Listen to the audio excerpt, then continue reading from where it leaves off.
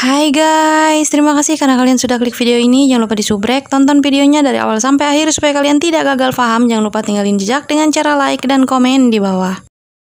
Langsung saja kita bahas film From Stage AS to XXX. Di awal film kita diperlihatkan seorang wanita yang masih sangat muda, dan perkenalkan wanita ini bernama Mariam, tidak pakai Belina.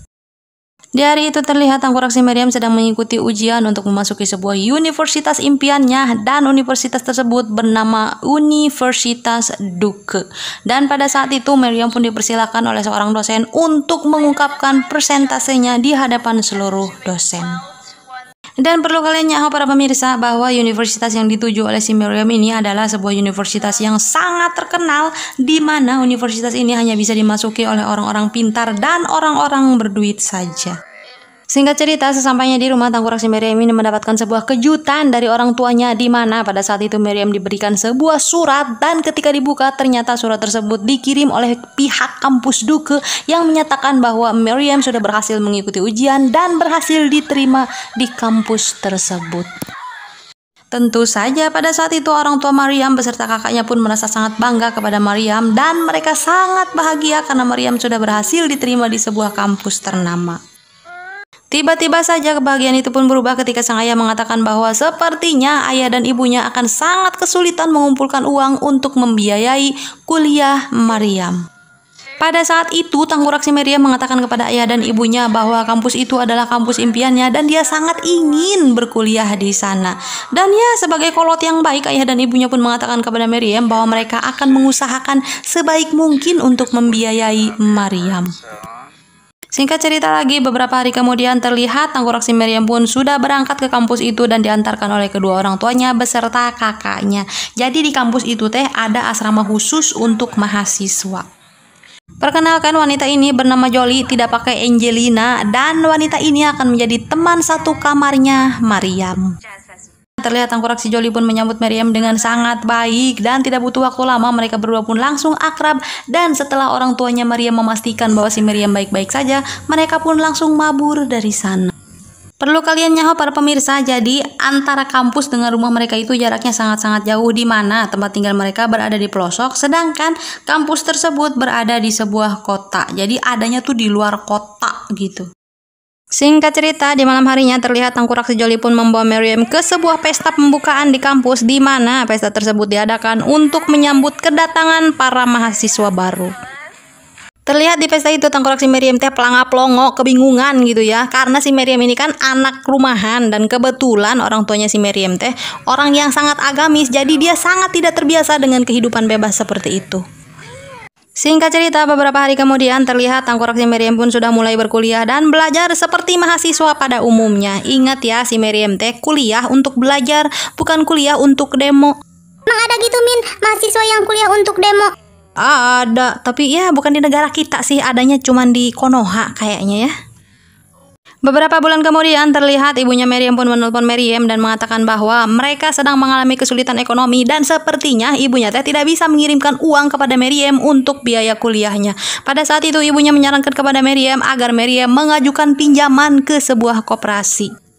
Dan sebagai anak yang solehah, tengkorak si Mariam pun mengikuti apa yang dikatakan oleh ibunya, di mana dia langsung mendatangi Financial Aid Office, dan sekeluarnya dari sana dia pun langsung ditemui oleh si Jolie.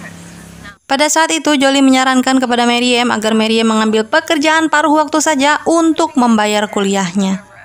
Tetapi ya, tengkorak si Mariam malah mengajak si Jolie bercanda dengan mengatakan bahwa dirinya akan bekerja sebagai bintang film porno saja agar cepat mendapatkan duit.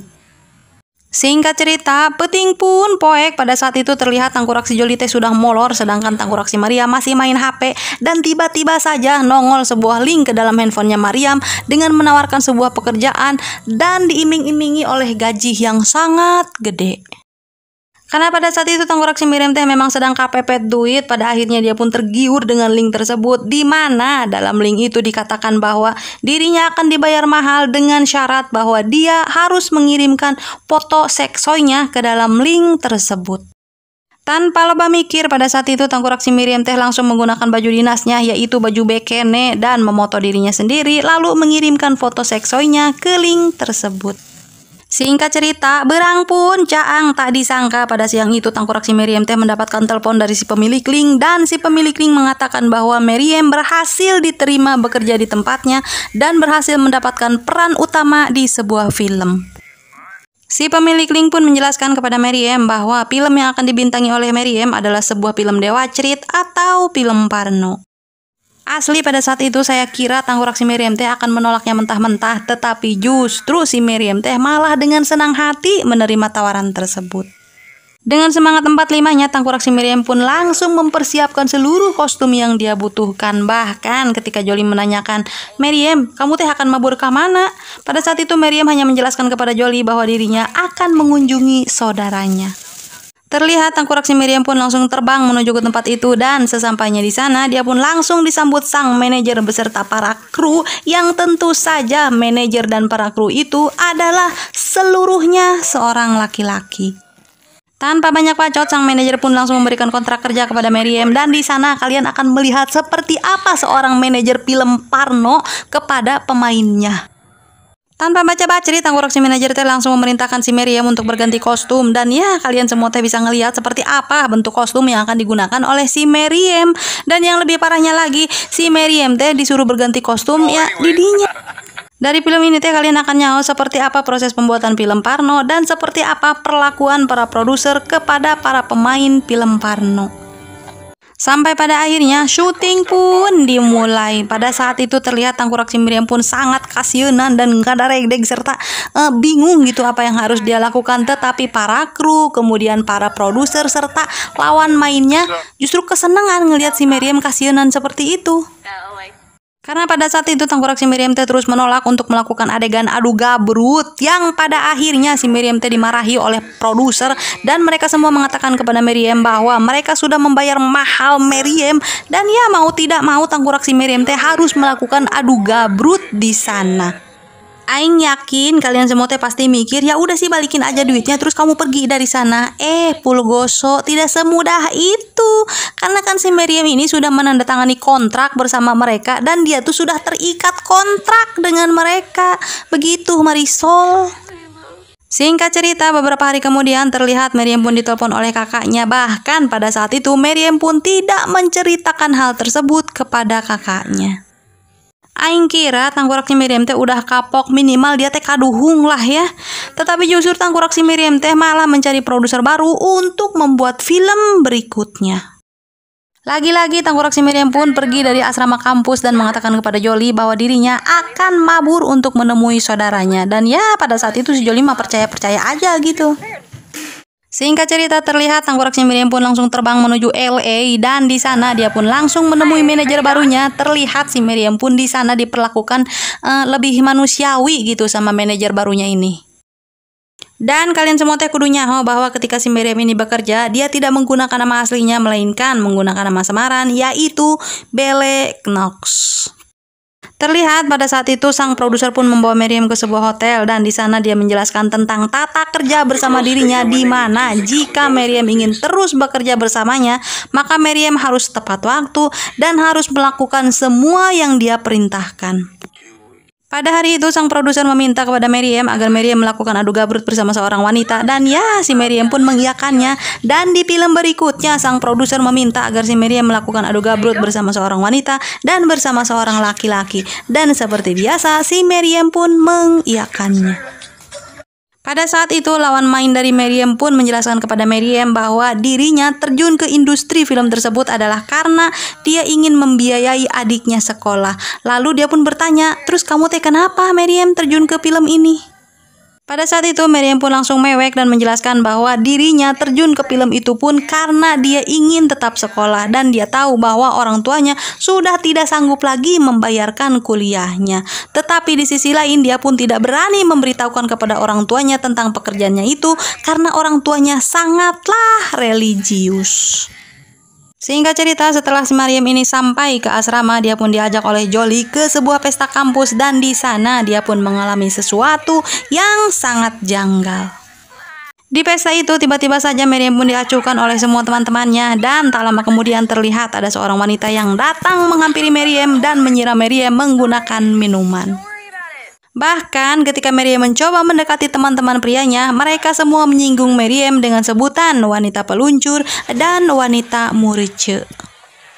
Singkat cerita, beberapa bulan kemudian terlihat tangkurak si Maryam pun pulang ke rumahnya, dan alangkah terkejutnya ibunya si Maryam ketika mendapatkan surat dari kampus yang menyatakan bahwa Maryam sudah melunasi seluruh bayaran kuliahnya. Pada saat itu ibunya pun terheran-heran, dari manakah si Maryam mendapatkan uang seloba itu?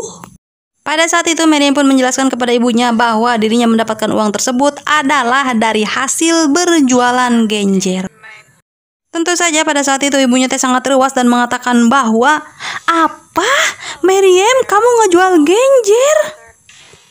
Tetapi dengan santuinya tangkurak si Maryam ini menjelaskan kepada ibunya bahwa di Washington menjual genjer adalah sesuatu yang legal dan tidak dianggap sebagai narkibi. Tak lama kemudian terlihat tangkurak si Maryam pun berpamitan kepada ibunya bahwa dirinya harus pulang lebih awal karena di kampusnya sedang diadakan sebuah penggalangan dana dan dia terlibat di dalamnya. Tentu saja dengan perasaan bangga ibunya pun mempersilahkan Maryam untuk mabur dari sana, tetapi sang kakak si Paul merasakan ada sesuatu yang tidak beres pada adiknya. Dan ya, tentu saja seperti yang kalian nyaho, si Maryam tidak pergi ke kampusnya melainkan terbang ke LA untuk membuat film berikutnya. Dan pada saat itu si Maryam sudah tidak grogi, sudah tidak takut, sudah tidak ada regdeg lagi. Ya pokoknya si Maryam udah jadi suhu aja. Singkat cerita, beberapa bulan kemudian terlihat ada seorang laki-laki, yaitu babaturannya si Maryam. Di sana dia menanyakan kepada Maryam, Maryam, apakah kamu main film Parno?" Pada saat itu tentu saja si Maryam pun sangat luas dan ya mengelak gitu dengan bertanya, "Ari kamu ngomong apa, Udin?" Kemudian si Udin pun menjelaskan kepada Maryam bahwa ada seorang wanita bintang film Parno, di mana wanita tersebut sangat mirip bahkan sangat sama dengan Maryam. Di mana wanita ini bernama Belle Knox dan dia berkuliah di kampus yang sama dengan mereka, bahkan satu jurusan dengan Maryam. Pada saat itu Maryam pun tidak bisa mengelak lagi dari si Udin dan dia pun mengakui bahwa Belle Knox itu memanglah dirinya. Dan dia meminta kepada si Udin agar berjanji tidak memberitahukan hal tersebut kepada siapapun. Karena jika pihak kampus mengetahui hal itu, si Maryam bisa dikeluarkan dari kampus tersebut. Singkat cerita, peting pun poek pada malam itu terlihat tangkurak si Maryam pun tidak ngenah cicing dan bahkan dia pun tidak bisa molor karena handphonenya terus-menerus mendapatkan notifikasi chat dari ribuan orang.